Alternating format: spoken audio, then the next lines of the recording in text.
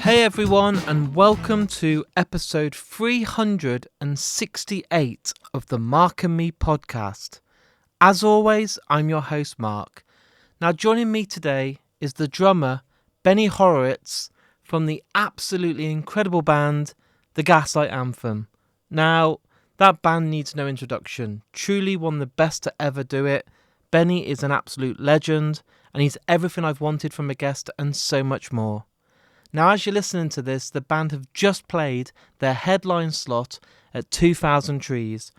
Easily one of the best headline shows I've ever seen. They blew everybody else off stage that day. Absolutely incredible. Hit after hit. And I'm just absolutely obsessed with this band. So it's an honour to have Benny join me today on the Mark and Me podcast. Now, as always, I always like to use the intro to touch base and talk about my last episode. And my God, it's the biggest, most downloaded episode I've ever done. Officially, it hit number 1 all across Europe. Not in the UK, number 4. Number 9 in America. Number 16 in Canada. And it just absolutely went insane. It was Chino and Sean from the amazing Crosses. You'll also know them from Far, Deftones, and so much more. And I never anticipated this episode to blow up as much as it did. But I'm so grateful to everyone that listened, all the new people that have now followed me on social media because of this episode, and it's just been absolutely epic. I couldn't have dreamed for this, and I'm so grateful. But let's focus back onto today, because this is a great episode, and I'm so glad to share it with you all. Again, it's Benny from the amazing Gaslight Anthem. And all my friends say,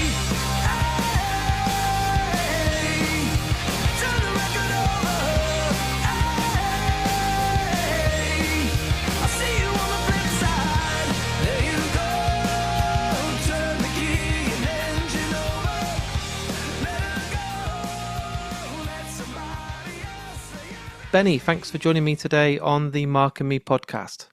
Thanks for having me. Appreciate you. Benny, what I love to do with all guests that come on, it doesn't matter if you're a film director, an actor, a musician, is take it right back to the very start. And I'm really intrigued when you were growing up as a kid.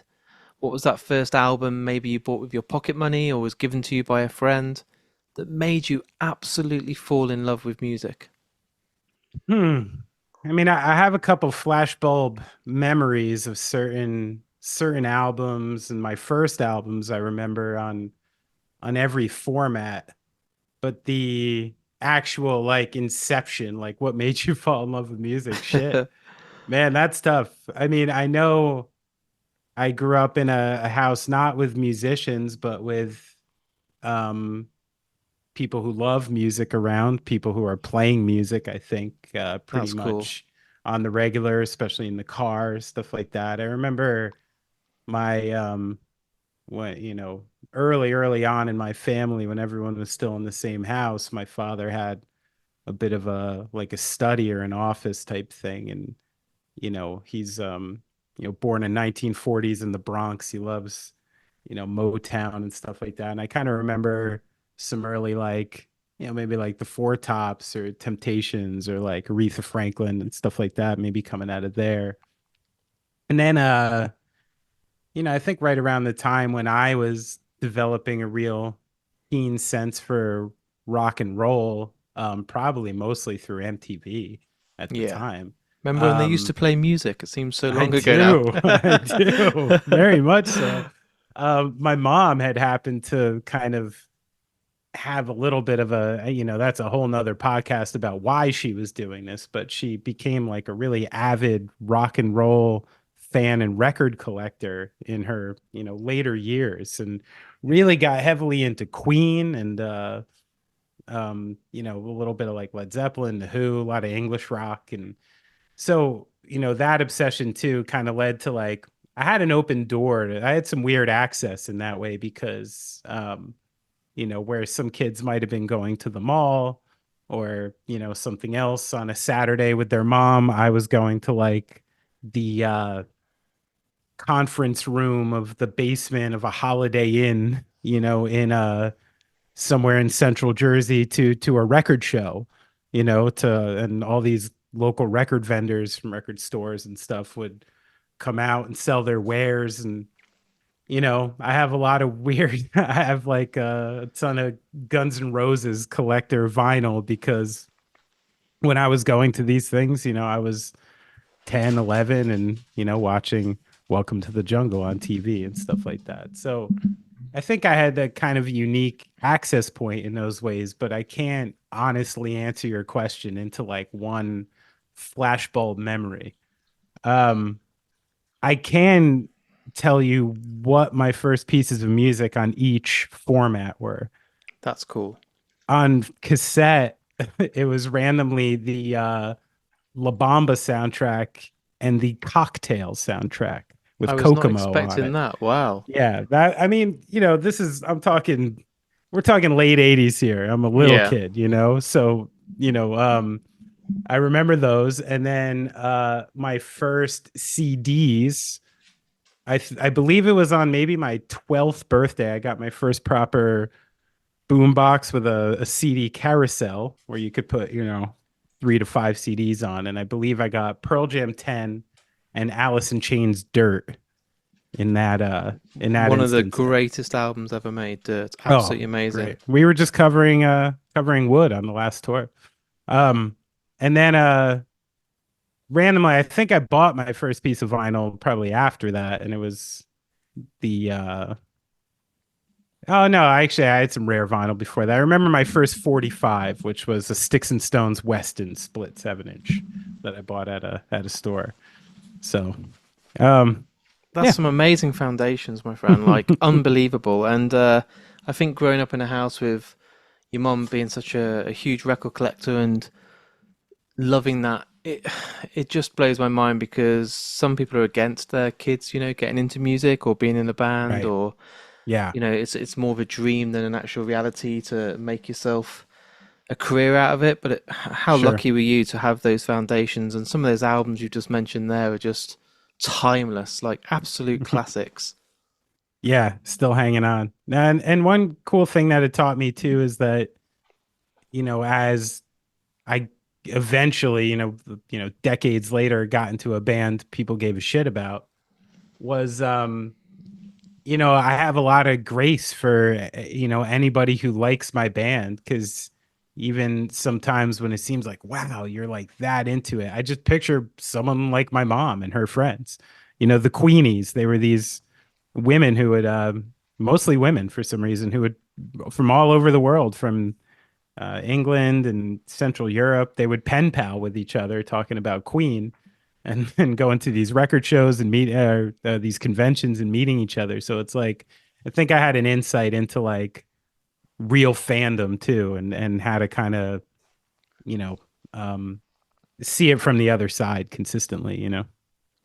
Live music is where it changed for me, and I've discussed this with many people that have been on the show. But Green Day on their Dookie tour was one of my first ever shows.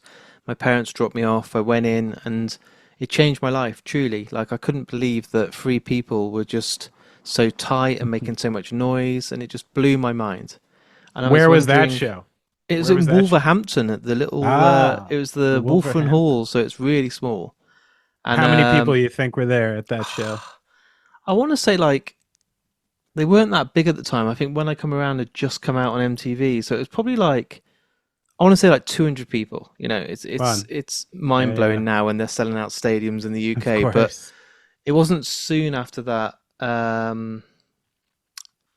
not long at all after that. I saw people like Limp Bizkit and Korn in the same venue, so it was really really cool. But I was wondering if you can remember those first shows. Maybe your mum took you. Maybe that was your introduction to live music. But what were those bands that you it all changes, doesn't it, when you go from listening to a record to seeing it in the actual flesh?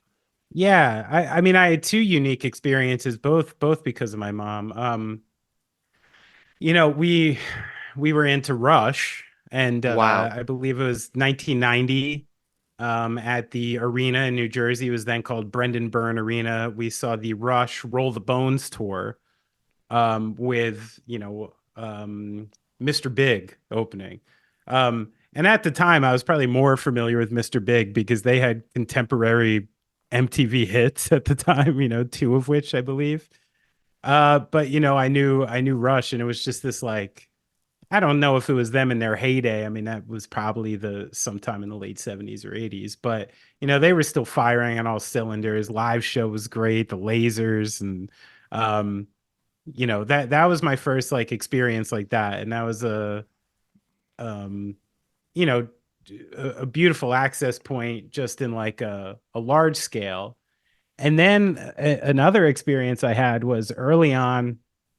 My mom had a couple jobs, but she was a legal secretary and she was also a manicurist. And through one of her secretary friends' sons was in kind of a late 80s hair metal type band called Triple X. And a I bunch love of the the band name.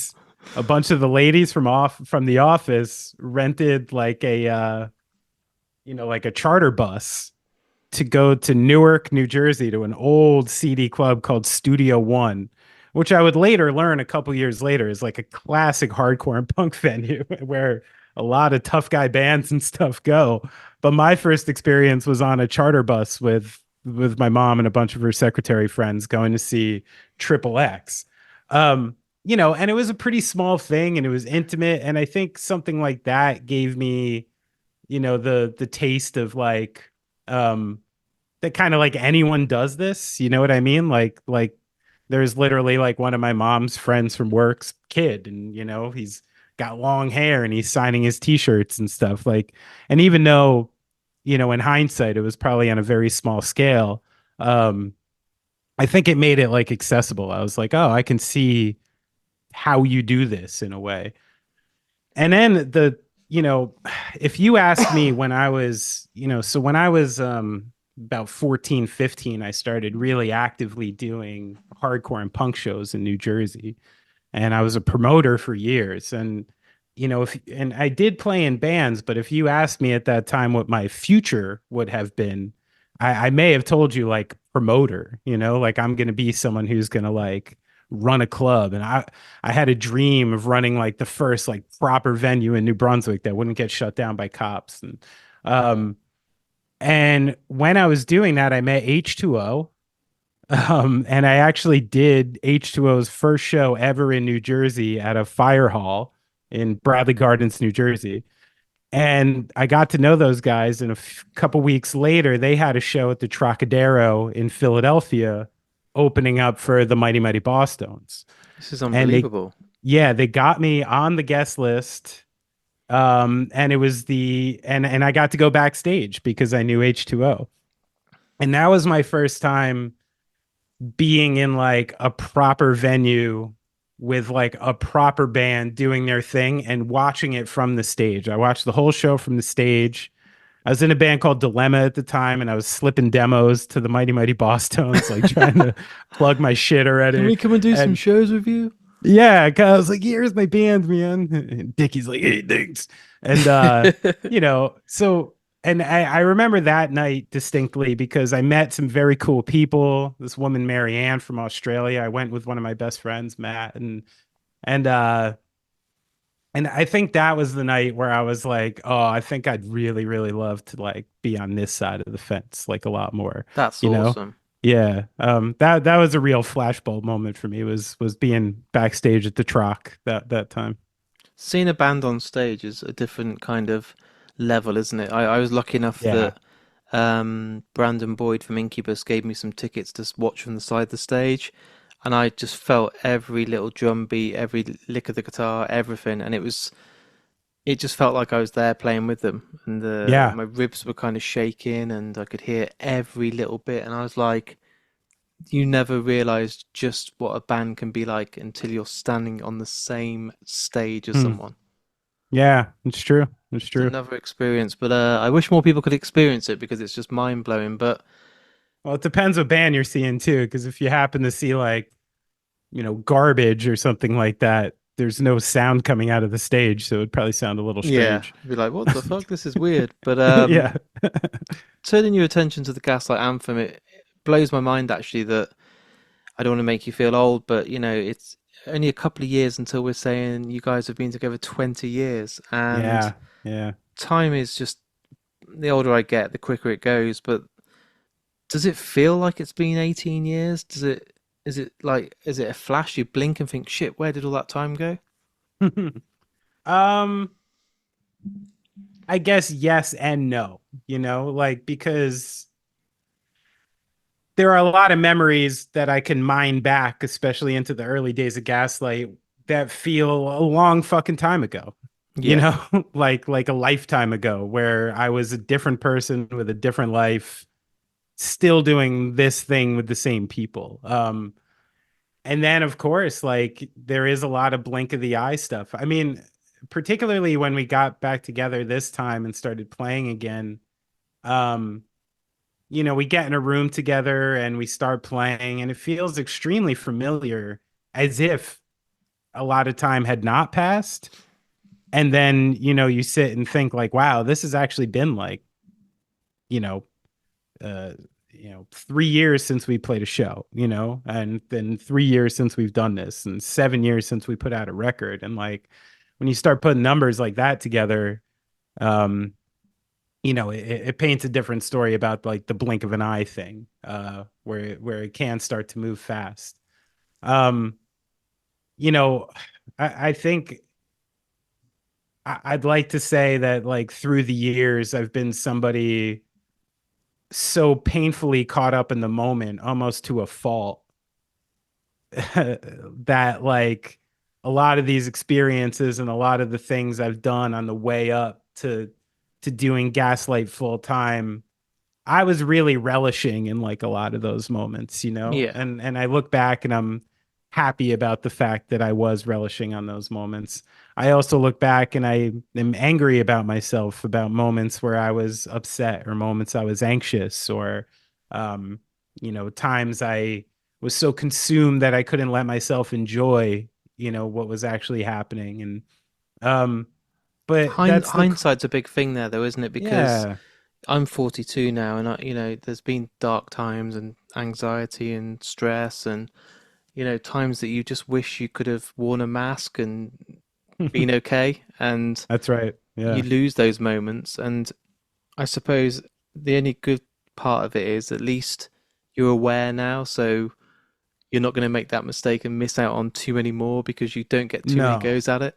No, no. I mean, I think like I'm fully aware every day that if I'm a 43-year-old person who has their mind, who has their body, and who has the ability to even engage in a conversation like we're having right now, Yeah, is at the utmost of being lucky, and that gratefulness is not often lost on me. Uh, I lose it in moments, and that's what the practicing is all easily about done. these days. Yeah. Is like you feel yourself slip, and I can catch myself quicker than I used to, and that's Well, that's something huge I progress. enjoy about getting older. The body slows down, but Yep. also the mind slows down in a good way, Things that and you really thought were important do genuinely seem like nothing now, and yeah, it's not frustrating because you learn, but I do look at it's times where not. I'm like, God damn, that really wasn't important. Yeah, of course. I think the thing I look back on too now is like, I try to look back on it with empathy so I can look at like young people with empathy. You know what I mean? Like, Yeah. because yes, I look back at myself, I'm like, well, that was fucking stupid. But you know what I mean? Like, but like when you're at that age, like, you know, if you collect 100,000 people and ask them what's the stupidest thing you did when you were 15 years old, you're gonna hear some wacky shit, Yeah. and that means like, everybody deserves a pass every once in a while. And if you see a kid having a hard time or saying something fucking stupid, like remember how you can feel and where it's coming from and stuff like that. I'm raising kids now, and it's something I think about all the time. With the band's progress, obviously, when you start out, it must be difficult because you don't ever really have a crystal ball and see where it's going to go. But Yeah. surely, and I say this with respect, you must have never have thought that your journey would last this long. You'd have this much success, headlining festivals in the UK, Reading, selling all these records, you must have pinched yourself at a few moments and thought, this is bigger than I could ever have dreamed of. You know, I gotta honestly answer that question sometime because it's like, of course you dream of it. You know what I mean? I grew up watching MTV and, I saw these. Yeah, sure. I thought about what if I was in the drum seat behind Axl Rose Yeah, at this arena? That would rule. I got to learn how to flip my sticks. Like, what if I was Metallica at this stadium? What if I was Iron Maiden in front of like 100,000 chanting Brazilians? Like, dream big. so kind of so this idea that like I did have kind of an idea at some point, and I don't know what it was that like I don't think people are that special. No. And like there is a part of me that sometimes did believe like, well, if that fucking guy did it, like maybe I can. Like I don't think I definitely can, and I know it's really hard, and I don't think it's guaranteed, of course. But like I do think it's attainable. The thing I didn't realize was like what it actually looks like. I think that was the biggest surprise to me is like I wanted to go where we were going. Um, I thought that seemed like a pretty cool place to be. Yeah. Uh, the scope of it, I truly, truly didn't understand at all. And that I learned like the hard way as we went on and on. I mean, me and Brian Fallon had a little funny bet with each other that if we ever sold 10,000 records, we were going to get throat tattoos. I'm looking for your tattoo now. Because in our estimation, once you sold 10,000 records, you were good for Yeah. life. Like you no longer had to get a real job. That meant at least you were like cemented in music. You were as big as the Bouncing Souls. You were as big as like, an attainable punk band that at the time you thought was huge. And I thought if you every once in a while cruised around and played to a couple hundred kids in a bunch of cities, that's all you had to do for the rest of your life. And I think that's where the scope of it just got so different from what I understood. As a punk and hardcore promoter, there was this really like hand to hand stuff, this very community based, um, almost advocacy based scene that I came up with where people are supposed to look out for each other, and a label and a band are not working against each other, they're working with each other, they're friends. There's a whole thing going on. And I've learned the hard way, shit, I gotta say dozens of times in the Yeah. course of these years now, about fucking business reality, I people's like your honesty. I intentions. respect it a lot. you Not many know people speak this honestly about it. um and it's been jarring. It's been a jarring thing when like music to me was so much about the human experience, and then when you get put into a business model, I don't even hate it. It is what it is. It's built for a reason. These people are geared to do a certain thing, but negotiating those two things is really challenging sometimes. And that was some really like some things that gave me a lot of turmoil through this 18 years at times. Do you believe that the hiatus was needed for you to breathe, to fall back in love again, to experience other things? I know one of my favorite bands, Thrice, did the same, had some time out, Hmm. came back, and they were stronger, and the bond was absolutely beautiful to see. But I think they needed it. I think they needed that time out to just say, what do we want? Where do we want this to be? Because if we don't, it's going to probably turn ugly. Yeah, I'm extremely confident that we slowed it down at the right time, Yeah. and I think that we brought it back at the right time. I'm pretty confident about both of those things, actually. I was very much part of both decisions, and they both felt impulsively correct at the time, where my head and my gut were in alignment. Things got to a certain point, and that's a misnomer. People might think it got like ugly between us or something. Didn't really, it wasn't like that. It just hit a point. Things got, it's like a tornado that just keeps collecting parts. And you once had it in a bottle and now it's like it's everywhere. And it got confusing. Things got confusing. And I think that time uh and the time we did it was extremely necessary for people's professional and personal lives at the time. And then, come around like, 7 years, I think a lot of us were a little kind of ho hum about what we did in 18, just kind Yeah. of, it was like, it was fine. Like, I don't think people like paid money and got a fucking bullshit show or something like that. But I don't think the heart was back yet, And that's kind of why, when we were thinking the idea of kicking back up again, the idea that being creative and writing albums together and doing the thing again was integral. And I don't think people were very interested in doing it anymore without that. And isn't it nice that it's sincere? Because trust me, I've been to see reunion shows or bands celebrating an album, and if it's for the money or for just an excuse just to get some more work or pay a bill, it's really transparent. As a fan, you can Yes. see if your heart's in it. So to know that, in 2022 you announced you're coming back, and it isn't just to celebrate an album, it's not just to, pay some bills, it's because your heart's in it. Surely that must feel really positive. Appreciate everything that's happening. 2,000 Trees this summer, you're going to be headlining. It's going to be unbelievable. It must feel like timing is so important and it is so good that it's happening right now.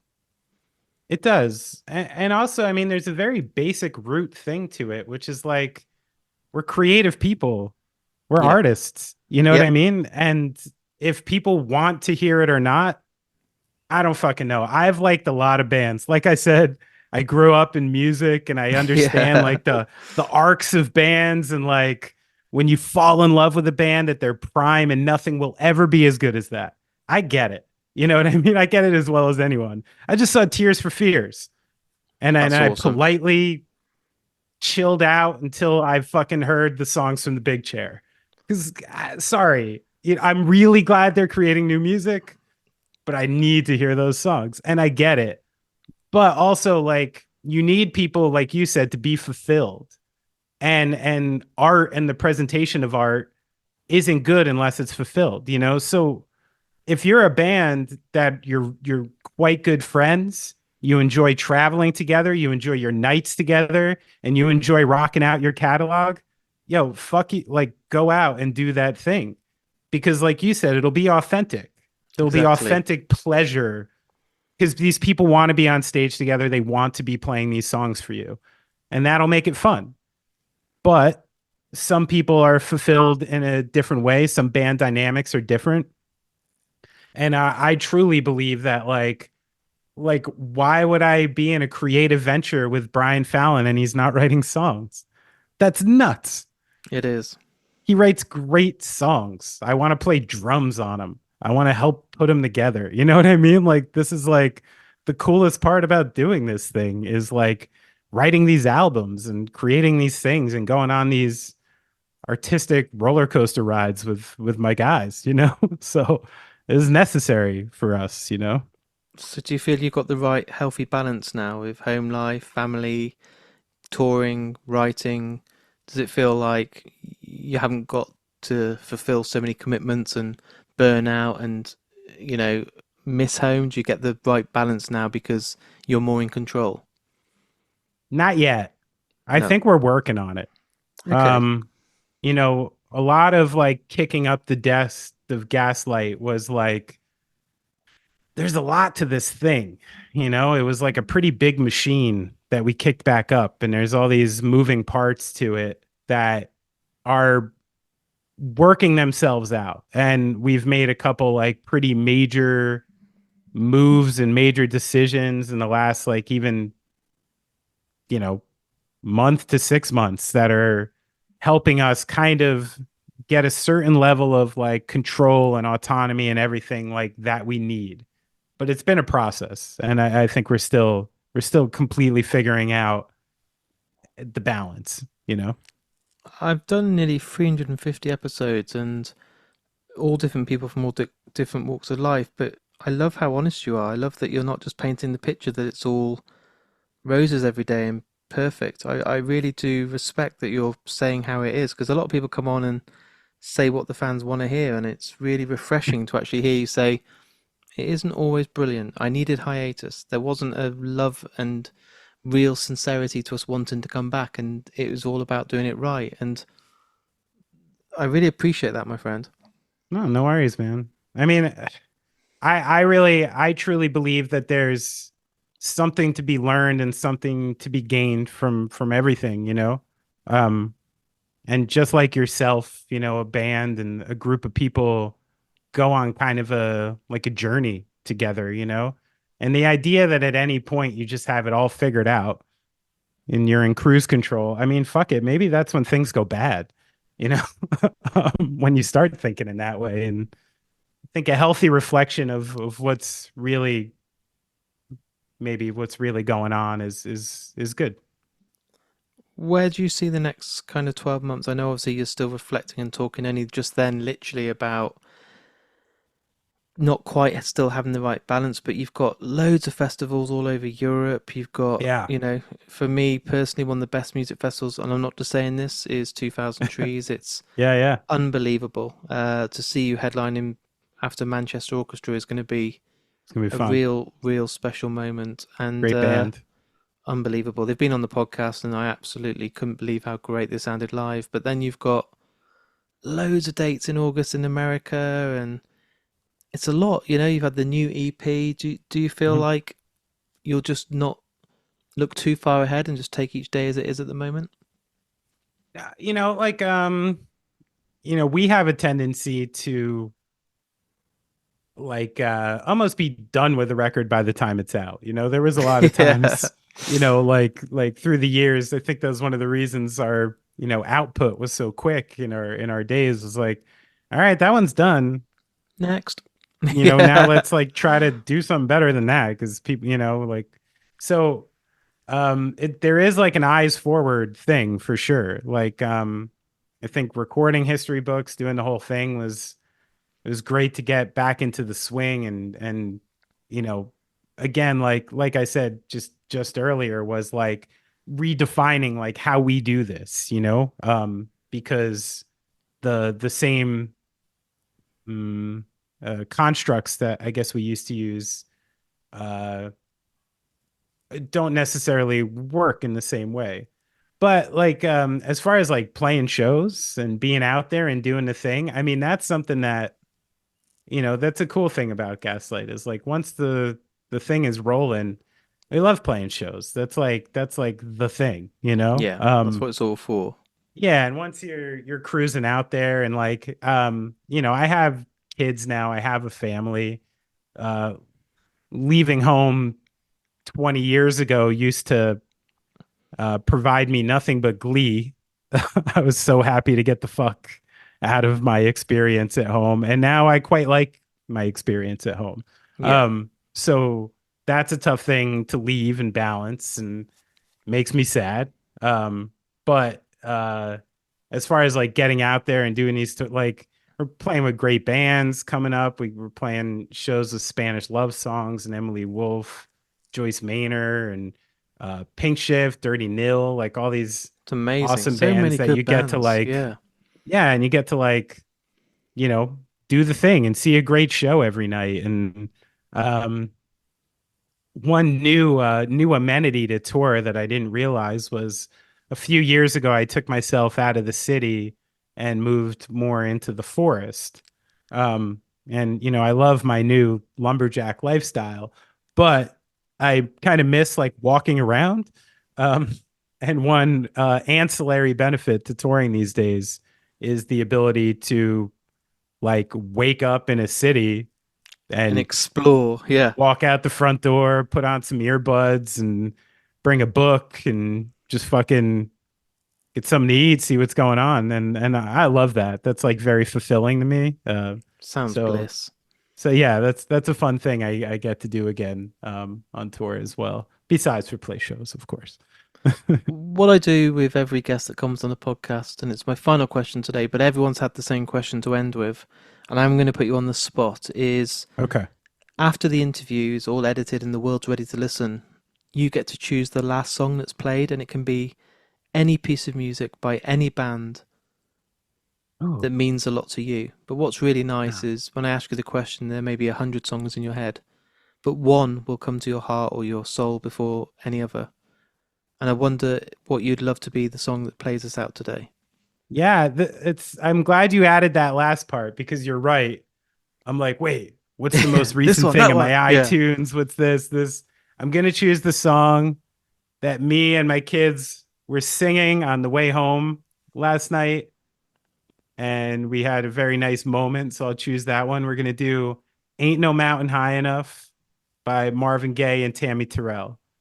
So much energy and so much positivity in one song. That's what I need. That's what I need to rap. Maybe I don't know. Sometimes I get a little too deep. I bump up people out. So let's No, that's let's awesome. I let's love go it. out on a high note.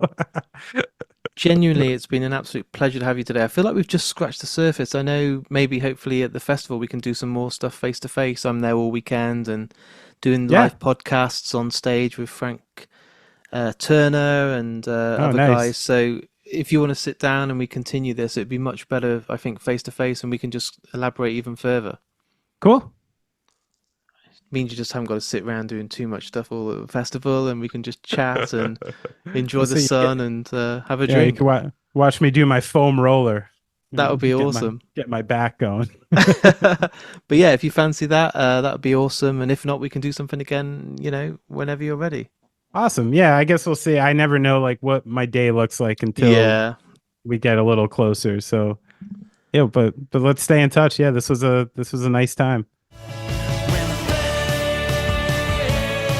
of it now, it just brings me down. When I think of it now, when I think of it now, it just brings me down. When I think of it now. So there it is. There's me and Benny from the Gaslight Anthem. What a great guy, so open and so honest, and I respect that so much for the guests that come on Mark and Me. Sometimes I think people say certain things or have to behave to a certain way in press, but Benny didn't. Benny just went all out and was probably one of the most open and honest guests I've ever had on this podcast, and I'm so grateful for that. Like you heard earlier, they just headlined 2000 Trees, my favourite festival in the whole world, and they were truly the band that everyone was talking about, and it was just something so special, and it's going to stay with me for a long time. Now, if you've just jumped on board for Mark and Me, and you've really loved today's episode, as always, please share this episode. It costs nothing to listen to, they'll always remain free, they're advert free, but I do ask that everyone shares it on Facebook, Twitter and Instagram, and to make it so simple, all the links are on markandme.com for you to do that now. Also, if you want to go that extra mile, the podcast actually costs quite a lot of money to host because of the download numbers on stuff like Spotify, Apple Podcasts, Amazon Music. So there is a Patreon. For that, you get exclusive episodes called The Lost Tapes, which are only available to you guys that support me on Patreon. You get a welcome pack, which includes a letter, handwritten by myself, which comes with a badge, sticker pack, and so much more. So if you can do that, again, the link's on markandme.com, and all the money that comes in via Patreon, I don't pay myself, it just goes right back into the podcast, lets me travel the country and do more interviews for you guys at home. Before I go, let's give a quick shout out to the sponsor of the podcast, Richer Sounds. Without those guys, I couldn't do this podcast. And if you're looking for anything to do with home cinema, TV, jump on richersounds.com or visit any of their high street stores. And honestly, they're the best people out there for all your TV and audio and visual needs. Now, it's no secret that I was at 2000 Trees this weekend. I've done so many interviews, so this week you might get around 5 or 6 episodes, so it's going to be hectic. So I'm going to go now, say goodbye and do all that editing. So in the meantime, look after yourself, take care, listen to the Gaslight Anthem, and I'll see you all very soon. Listen, baby, ain't no mountain high, ain't no valley low, ain't no river wide enough, baby. If you need me, call me. No matter where you are, no matter how far. Don't worry, baby. Just call my name, I'll be there in a hurry. You don't have to worry, 'cause baby, there